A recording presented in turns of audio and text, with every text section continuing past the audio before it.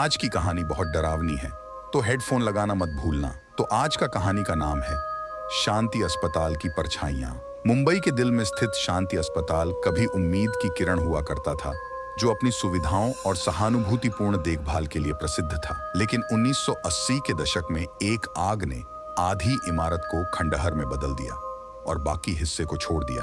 रहस्य और भय से घिरा हुआ, अजीब आवाजों, भूतियां, झलकियों और उन मरीजों की कहानियां फैलने लगीं जो कभी वापस नहीं लौटे। वर्षों बाद अस्पताल के सुनसान हॉल उन लोगों के कदमों से गूंजते रहे जो साहस करके अंदर जाने की हिम्मत जुटा सके। उनमें से एक थी डॉक्टर आशा पटेल, एक युवा और महत्वाकांक्षी डॉक्टर जिनकी अलौकिक घटनाओं में गहरी रुचि थी। उन्होंने उन कहानियों को सुना था, लेकिन वे अस्पताल के भूतिया रहस्य के पीछे की सच्चाई जानने के लिए दृढ़ संकल्पित थीं। एक तूफानी रात में केवल एक टॉर्च और अपने साहस के साथ डॉक्टर पटेल शांति अस्पताल में दाखिल हुई। हवा में सड़न की गंध थी और सन्नाटा भारी था। उनके कदमों की आवाजें खाली गलियारों में गूंज रही थीं जब वे इमारत के अंदर और गहराई में चली गईं। अचानक एक हल्की सी रोने की आवाज गूंजी। डॉक्टर पटेल ने आवाज का पीछा किया। उनका दिल तेजी से धड़क रहा था। वे पुराने बाल चिकित्सा वार्ड में पहुंची, जहां आग ने कई बच्चों की जान ले ली थी। कमरा जली हुई खिलौनों और टूटे बिस्तरों से भरा हुआ था। कोने में उन्होंने एक छोटी सी आकृति देखी, एक सफेद पोशाक में लड़की जिसकी आंखें डर से बड़ी हो रही थीं। क्या तुम खो गई हो? डॉक्टर पटेल ने धीरे से पूछा। लड़की ने कोई जवाब नहीं दिया। इसके बजाय उसने डॉक्टर पटेल के पीछे की ओर इशारा किया। मुड़कर उन्होंने देखा कि धुंधली परछाइयां उनकी ओर बढ़ रही हैं। ये वे मरीज और स्टाफ थे जो आग में मारे गए थे।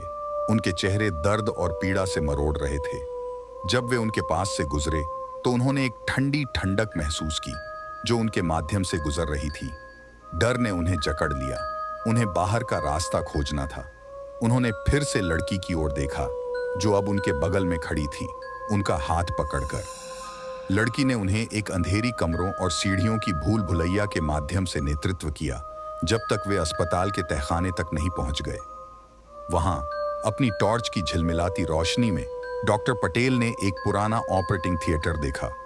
जंग लगे सर्जिकल उपकरण और टूटे उपकरण कमरे में बिखरे हुए थे। ऑपरेटिंग टेबल पर एक पुराने मरीज के अवशेष थे, एक फटे चादर से आंशिक रूप से ढके हुए। लड़की ने टेबल की ओर इशारा किया और डॉक्टर पटेल समझ गई। यही भूतिया घटनाओं का स्रोत था। अपनी ताकत बटोरते हुए डॉक्टर पटेल टेबल के पास गईं। जैसे ही उन्होंने चादर को हटाया, भूतिया आकृतियों ने उन्हें घेर लिया। उनके कान फोड़ू फुसफुसाहटें तेज हो गईं। उन्होंने मरीज की गर्दन के चारों ओर एक छोटी लॉकेट देखी। उसे खोलते ही उन्होंने उस लड़की की तस्वीर देखी जिसने उन्हें रास्ता दिखाया था। ये उसका पिता था। भूतों की फुसफुसाहट अचानक बंद हो गई और उसकी जगह एक गहरा सन्नाटा आ गया।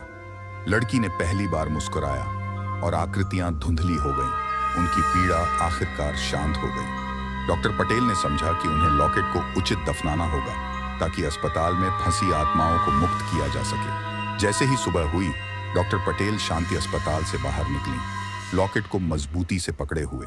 उन्होंने पास के एक शांतिपूर्ण कब्रिस्तान में एक स्थान पाया और वहां लॉकेट को दफनाया, खोई हुई आत्माओं के लिए एक प्रार्थना करते हुए।